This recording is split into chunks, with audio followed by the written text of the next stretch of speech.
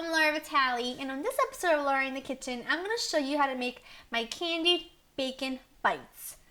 What are they? Well, they're bacon, it's a dried date stuffed with an almond, wrapped in bacon, roasted until just juicy and sweet perfection. Why do I call it a candied bacon bite? Because the sweetness of the date just somehow makes the bacon taste so salty but so sweet like candy. They are seriously ridiculous, out of this world, amazing. And I definitely could never have a party without them. And with New Year's Eve coming up, this is one of the staples I always have on my little cocktail buffet table. So I wanted to share it with you. And so if you want to, you can try it out. And I'm going to show you the ingredients. There's 3 ingredients, really easy, and you can't go wrong, and you're going to love them. So here's what you're going to need. You're going to need some bacon cut in half. You're going to need some dried, pitted dates, and you're going to need some whole almonds. Very easy, very few ingredients, but I'm telling you, these things are ridiculous. They should definitely come with like a warning sign, because they are so addicting. Once you have one, you just can't stop. They're that good. All right, and this is how easy this is. Preheat your oven to 400, get that out of the way, and line a baking sheet with some aluminum foil, just for easier cleanup. And then here's what I do. I make an assembly line, okay?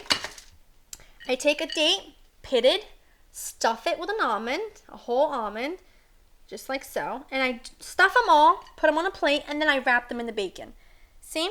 There's 2 slits. You can really stuff it from either one. And these are so good. I know I keep repeating myself over and over again, but it's because they are that amazing. Now, I did see these on a menu when I went to Savannah, and they were just as good because there are very few ingredients. However, they came with a dipping sauce, right? So normally, I love anything with a dipping sauce. It makes it just that much better.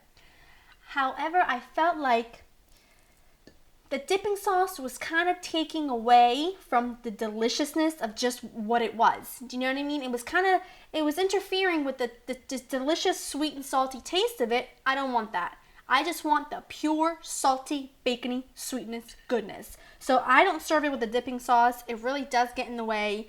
I really prefer them as is, on their own, and they're awesome. And what's really great about them is that you can make a huge batch, right? Bake them off, cool them, freeze them, and then whenever you have a last minute guest, defrost them in your oven just for a few minutes to warm them through. Awesome, awesome appetizer.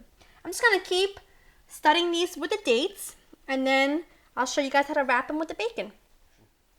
So I got these done. Next step is to roll them in the bacon.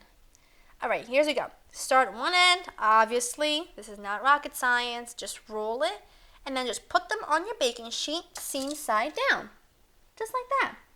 It's easy as that. Once you taste these, I'm going to be expecting so many emails telling me how great these are, because they really are that awesome. And as you see, fewer ingredients, which I love. Super easy, which I love. And you can totally get your kids, your nieces, your nephews, someone that's annoying you to do this job. Because that's all it is it's a tedious job of stuffing and rolling, which I don't mind, but I know if my husband was doing this, he would definitely delegate the work, because he doesn't do tedious work. Just doesn't. Just keep rolling them. Last one. Alright, these are ready to go into your preheated 400-degree oven for about 20 to 25 minutes, just until the bacon is nicely cooked down and everything is just candied bacon heaven. So in for about 20 minutes. I think 20 minutes will do perfectly. And then we'll bring them out, and then we're going to taste them together. Guys, I just took my little candied bacon bites out of the oven and let them cool for about a minute or so. And you don't want them any more cooked than that. And that was exactly 25 minutes at 400. Because what's going to happen is, as they cool, the bacon hardens even more. If you cook these too much, by the time they cool, the bacon will be way overcooked, and it won't have that fabulous, like, salty, chewy, crispy consistency that we love. Now, I want to give you guys just a few tips as far as like cocktail parties go. Now, I love cocktail parties, okay? I love finger foods. I love just like little tiny plates with a few bites on them. I think it's great. But a lot of people think that you're gonna have to spend the entire day making all these little different type of appetizers, and you really don't.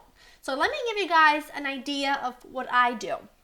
Now for New Year's Eve, what I usually do is I make 2 or 3 things, which one of them is my candied bacon bites, and then I make a bruschetta of some sort.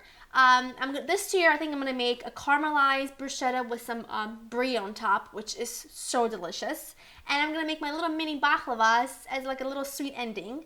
Those are the things I make. Then I go to the store and there's some things that I buy and assemble. Like I buy Italian meats and cheeses and I do a nice little antipasto with some roasted peppers. Things that I can just buy, put them on a platter and they look great. Some Italian breadsticks and like big long bees that just look beautiful and you really have spent no time on it at all. And then there's also something, I also always do little tiny pumpernickel bread, which you can find already sliced up little squares, with smoked salmon and just a touch of creme fraiche or sour cream and a little dill. You just assemble them. You don't have to make anything. You just buy it at the store, assemble it, pretty platter, you're done. But I also buy things that I can just put into little bowls to kind of round out the table. Things like marinated cubed feta, marinated olives, big bowl of cherry tomatoes. I do some fruit, some clementine, some grapes. Just things to round out sort of the table to make it look more full.